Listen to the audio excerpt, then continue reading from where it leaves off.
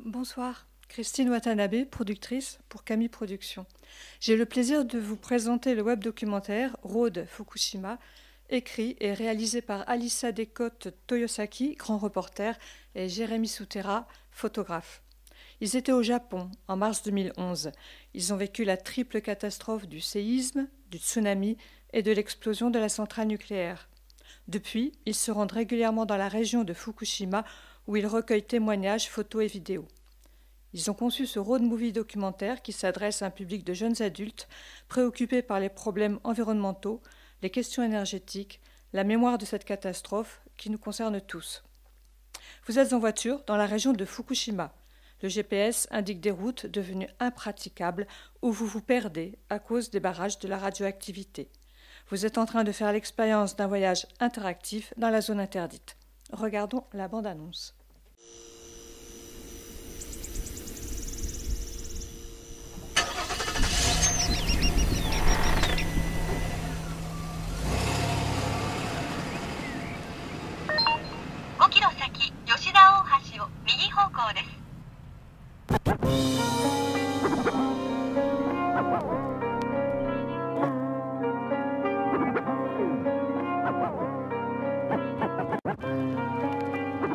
今、復興のバブル。仕事、私はもう生きてるうちは仕事はなくならないんですよ。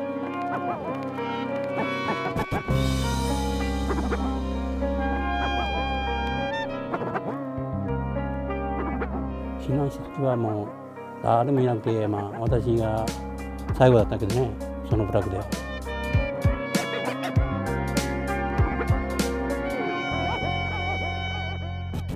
100人ぐらい来なきゃずっとこの海に沢がと上場者従事していたので、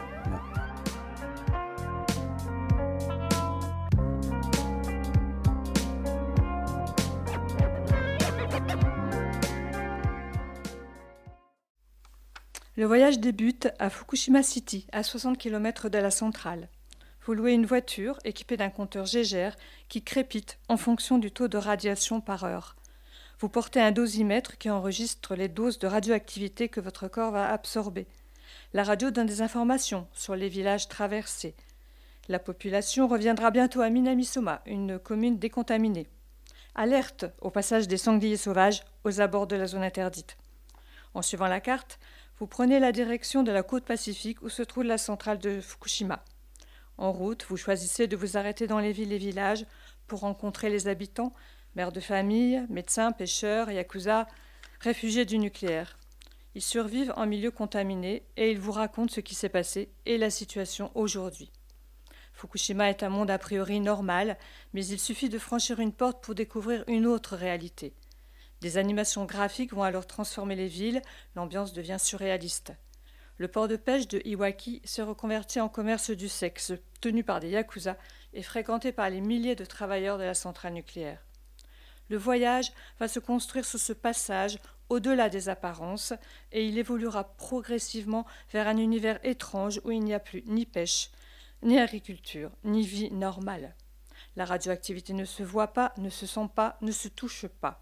Au fur et à mesure de la navigation, des indices vont surgir qui vont la révéler. Des sacs de terre contaminés s'alignent à l'infini au bord des routes et des maisons. Les enfants jouent dans des parcs, à côté d'énormes dosimètres qui affichent en temps réel le taux de radioactivité dans l'air. Le dispositif interactif repose sur l'agencement de l'habitacle de la voiture. L'internaute est sollicité par les alarmes du GPS, le crépitement du compteur Geiger, les annonces à la radio, la musique J-pop, une ambiance sonore, prenante et stimulante. Les conséquences de la catastrophe nucléaire vont s'étaler sur au moins 40 ans, et le webdoc a l'ambition de se réactualiser chaque 11 mars. Nous sommes en partenariat avec Project Fukushima, un collectif d'artistes japonais impliqués dans l'actualité et la mémoire de la catastrophe. Musiciens, plasticiens, écrivains, dessinateurs de manga ont créé une plateforme de live streaming éphémère avec débats et commentaires des internautes. Ce projet, Road Fukushima, a obtenu l'aide au nouveau média du CNC. Il a été sélectionné par le pôle média du Grand Paris ainsi qu'au pitch du Sunnyside où il a reçu la mention spéciale du jury. Nous sommes à la recherche d'un diffuseur. Je vous remercie de votre attention.